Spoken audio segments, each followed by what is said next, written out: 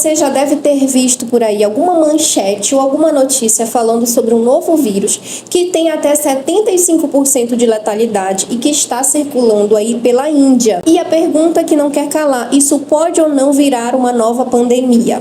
Mas hoje eu não quero ser apenas genérica e falar sobre o quadro em si, sobre a situação geral, sobre sinais e sintomas, ou se isso pode ocorrer ou não. Hoje eu quero ser um pouco mais específica nesse vídeo. Eu quero falar com você que é pai, você que é mãe, assim como eu que sou mãe de 3 crianças. E as crianças? Como esse vírus se comporta diante das crianças? Muita calma, muita responsabilidade e consciência. Vem comigo e vamos começar o nosso bate-papo de hoje. E a primeira coisa importante que vocês precisam saber é que o vírus Nipah não é um vírus novo. Pelo contrário, ele foi identificado ali pela década de 90, estudado, avaliado seus sinais e sintomas, e alguns surtos desse vírus já ocorreram, principalmente alguns surtos ali na região da Índia, Bangladesh e Malásia. Sabemos que os surtos costumam ser localizados e rapidamente contidos. Ou seja, não estamos falando de um vírus que surgiu do nada,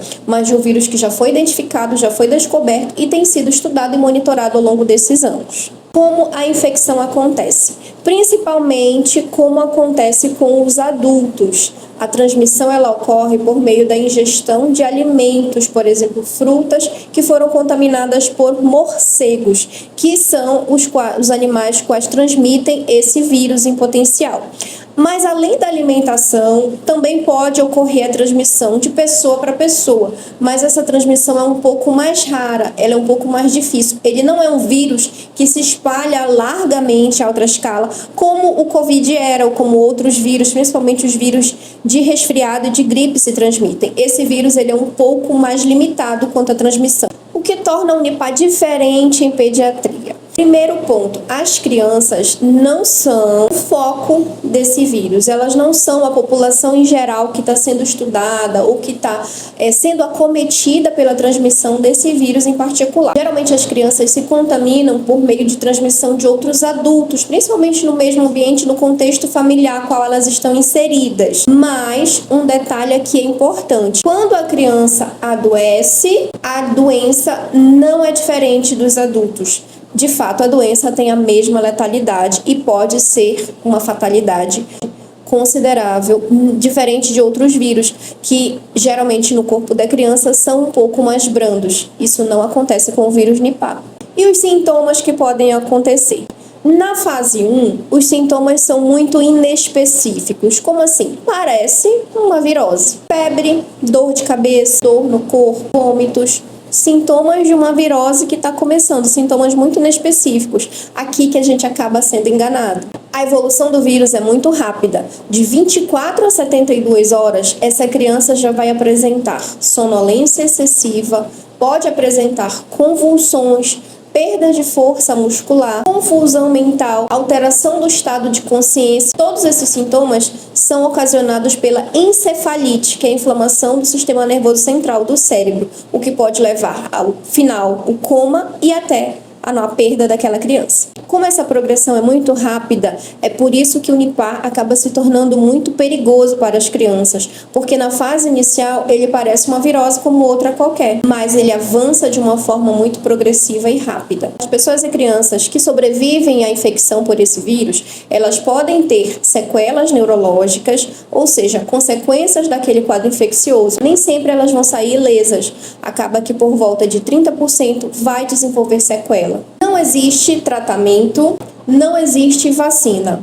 O que é feito então? Suporte de terapia intensiva. Então essas crianças são levadas para uma UTI, onde vão ser monitoradas e controladas as convulsões, onde pode ser realizado ali o auxílio da respiração dessa criança por meio de ventilação mecânica e suporte clínico para os sinais e sintomas que aquela criança vai desenvolver. Além, é claro, do isolamento rigoroso. E a pergunta que não quer calar, qual é o risco disso virar uma nova pandemia? O risco é baixo. Por que o risco é baixo?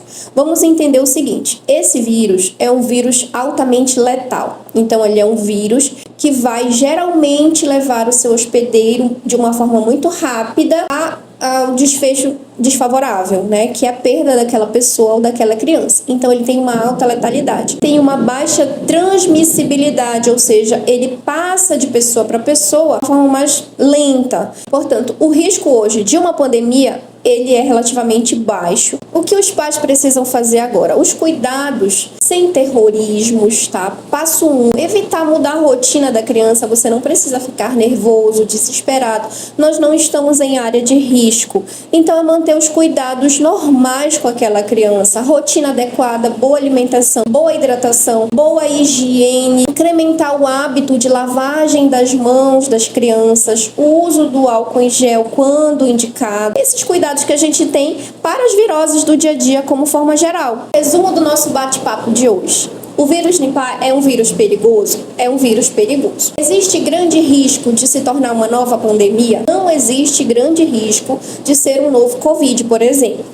As crianças são o grupo principal? Não são. As crianças não são o foco do qual o vírus é transmitido. Mas, se as crianças pegam o vírus, ele é tão grave quanto em adultos. Ele não é mais brando por ser criança. O maior risco que nós temos hoje em dia não é um risco de uma nova pandemia, mas um risco de um novo surto generalizado das pessoas. Não existe motivo para pânico, principalmente referente às informações que circulam por aí. Não acredite em qualquer manchete que você vê, tenha calma, paciência, procure fontes confiáveis para a informação e também não devemos minimizar os riscos ou os danos. Não podemos ir nem para 8 nem para 80. Devemos sempre manter o equilíbrio buscando informação com segurança e com confiabilidade da ciência. Não esqueça de se inscrever aqui nesse canal, porque nós temos muitos bate-papos aqui referentes à maternidade e pediatria, e a gente se vê aqui no próximo. Até lá.